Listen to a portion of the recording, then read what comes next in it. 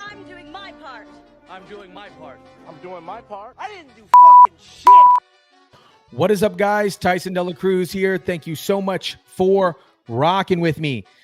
North Carolina just adjusted their voting rules, and it's pretty clear on what their potential intentions are. On the wake of Hurricane Helene, we have Hurricane Milton vastly and fastly approaching, where some individuals on the ground are stating that FEMA and other government officials haven't really been contributing to the need of the actual individuals. Shout out to everybody watching. Drop your comments down below. Smash the like button. In this video, we're going to get into the voting rules, which have changed. And then we're also going to get into U.S. government secret hurricane manipulation program. So let's jump first into this video from Fox regarding the update on the voting rules. Fox News alert: Hurricane Helene wreaked havoc on North Carolina. The state will be reeling from the damage for years. And the storm just isn't impacting people's lives. It's affecting the election. Last night, the North Carolina Board of Elections announced changes to voting rules in counties impacted by Hurricane Helene. And some people are concerned. Senior political correspondent Kevin Cork is here. Kevin.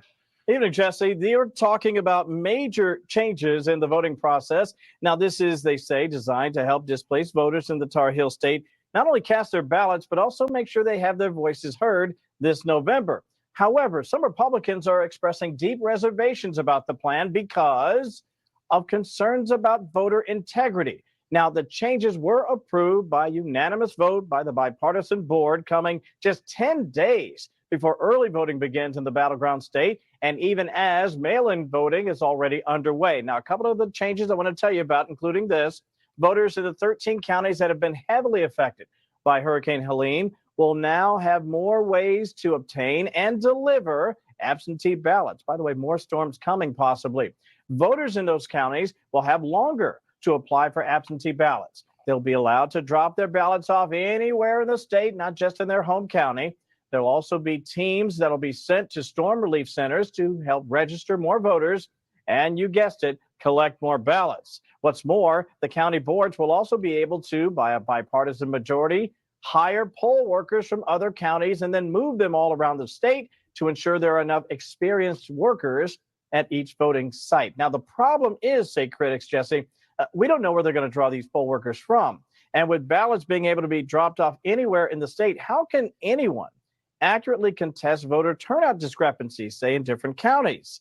And keep this in mind, North Carolina was one of the last states to report back in 2020. It took them 10 days to certify the general election, despite being a relatively small state. Now, I can also add this very quickly. President Trump's team, the Trump-Vance campaign, issued a statement tonight asking for more access for North Carolinians. They say it is super important that the people who've already suffered from the storm don't lose their right to take part in this important election. And big amen for that, Jesse. I don't know if I love or hate these late changes in the election law, but I know Mark Elias, the Democrat election lawyer who specializes in shenanigans, loves it. So that makes me a little suspicious, but who knows what's going to happen. It could work out. What is really going on here? Earlier today, I was surfing on the intro webs and I came across this fascinating interview, or this fascinating clip from the PBD podcast. So shout out to PBD. They talk about U.S. government's secret hurricane manipulation program. We're going to jump into this video here. And I'd like to get your guys' thoughts on this. I'm not I'm not throwing out conspiracy theories here. I'm just presenting the information, and you can make your own conclusion off of that. But let's jump into this PBD clip here. To information do you think the director of CIA has? Anything he's ever want. Tom, how much access to information do you think the director of CIA has? Everything, and plus he can make it up. Let me I don't, by the way, I can tell you, I don't appreciate the fact that CBS and the director of CIA decided to flirt with a conspiracy, because I don't like that they're doing that. But if they want to take responsibility for this, they can. Let me give you an idea what Brennan says. Can you pull up what Brennan once said the following? The head of CIA, the former head of CIA, said the following. He says, we currently have the technology with the potential to alter weather patterns. His words, not my words. He said this. Is this it, Rob? With him saying that? I believe so. Okay. So these are his words. Go ahead and play this clip. Another example is the array of technologies, often referred to collectively as geoengineering, that potentially could help reverse the warming effects of global climate change. One that has gained my personal attention is stratospheric aerosol injection, or SAI, a method of seeding the stratosphere with particles that can help reflect the sun's heat in much the same way that volcanic eruptions do. An SAI program could limit global temperature increases, reducing some risks associated with higher temperatures and providing the world economy additional time to transition from fossil fuels. Right. Wow. This process is also relatively inexpensive. The National Research Council estimates that a fully deployed SAI program would cost about $10 billion yearly. As promising as it may be, moving forward on SAI would also raise a number of challenges for our government and for the international community. On the technical side, greenhouse gas emission reductions would still have to accompany SAI to address other climate change effects, such as ocean acidification, because SAI alone would not remove greenhouse gases from the atmosphere. Can you move this? I don't know if this is on the geo. I'm just trying. Go find a clip. Just type the keywords. Technologies potential to alter weather pattern. And if you can just go on Google, forget about Twitter. Twitter doesn't work well when we do searches like that. Weather pattern. Yeah, if you can do that, and you will find right there, second one, click on that. I just want to show the clip, the quote, okay? Show the quote that he says. So Brennan's words, if you can type in pattern, Control F pattern, there you go. The technology's potential to alter weather patterns and benefit certain regions of the world at the expense of other regions could trigger sharp opposition by some nations, right? Okay. Look at this. SAI alone will now remove greenhouse gases in the atmosphere. On the geopolitical side, the technology's potential to alter weather patterns and benefit certain regions of the world. Interesting stuff. Okay. So I went a little bit deeper with this. I'm like, wait a minute, what is this all about? Then you know what we found out? Do you know there was an act in 1976 called the Weather Modification Act of 1976? No. Can you Google that, please? Jeez. This is, again, not me. This is the U.S. government came up with something called the National Weather Modification Policy Act of 1976. You know what this is about? This was about if any company is participating to try to alter and modify the weather, you have to give us a warning 10 days in advance. This is what they came up with, by the way. Okay? Oh, man. It's called the Weather Modification Policy Act of 1976. Let's go even deeper. Can you do me a favor and type in Operation Cyrus 70-year anniversary? Type in Operation 70-year anniversary. Craziest article, by the way. Did you see it or no? This one we have to read because it's a little bit weird, but I just have to read it to you. I found it here, Rob. It's called the 7. And by the way, what is crazy about this is the following. This is by far what's crazy about it the most. Pull up the clip I just sent you. This is from the website of NOAA. This is not a blog, folks. This is from the Department of Commerce, Atlantic Oceanographic and Meteorological Laboratory. Okay, my pronunciation is phenomenal today. 70-year anniversary of the first hurricane seeding experiment. What? Called Operation Project Cyrus. You go a little lower. I'll read the top and I'll go to the bottom paragraph below the chart. On the afternoon of October 13, 1947, an Air Force B-17 aircraft penetrated a hurricane 450 miles east of Jacksonville and dumped several pounds of crushed dry ice into the storm just to see what would happen. This was the first attempt to modify a tropical cyclone by seeding it with freezing nuclei. It was almost the last. Watch this. GE was involved in this, just so you know. Wow. You guys can read the rest of the article. Go down to the bottom right after the chart. Let's read it from right here. The scientists were eager to examine the storm the following day. However, When they flew to the predicted storm location, they had trouble locating the eye. After some hunting around, they found the hurricane center nearly 100 miles west of where they expected it to be. To their astonishment, the hurricane had made a 135-degree left turn and was now moving due west. On top of that, it was strengthening. By the afternoon of the 15th, Hurricane King struck Savannah, Georgia. One person died in the storm, surged $2 million in damages. The public was outraged that the scientists had caused the storm to swerve into Georgia, and threats of lawsuits were thrown around. GE's case was not helped when the head of their laboratories of GE, Dr. Irving Langmuir, issued a statement that he was 99% sure the storm had changed course due to the seeding. The chief of weather, government, this is government now, Okay. chief of weather bureau, Dr. Francis, thought differently and appointed 3 of his weathermen to find a case where a hurricane had followed a similar track but had not been seeded. The case was published, demonstrating that hurricanes could swerve like that without the use of dry ice, and the threat of lawsuits eventually evaporated. What's the point here? Imagine you work for GE. You're the head of their laboratory, and you say, no, we did it. Wow. GE's like, what is the matter with you? Be quiet. You can't say we did it, right? But the government's chief bureau comes out and says, no, we checked it out. The man didn't influence this. What's my point here? Here's where I'm going with this. 7-year anniversary. Go read that article. All I'm saying is this. You mean to tell me we don't have the technology at this point in 2024 with all the inventions that we've created to find a way to kill these things and slow them down? You mean we don't? Right. I'm not even talking about creating it. Which is on the table Which as well. we know bro. we can create Of it. course. CBS host who just was debating, what is her name? Have you seen a CBS Nora. clip with Micha Okaku?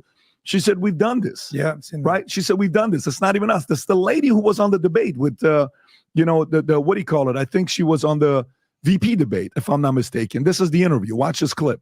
It's a bad version of it. Just so Okay, then somebody don't worry recorded about it. off of Anyways, TV. so they're even saying that these things happen in the past. She claimed that these things happen in the past.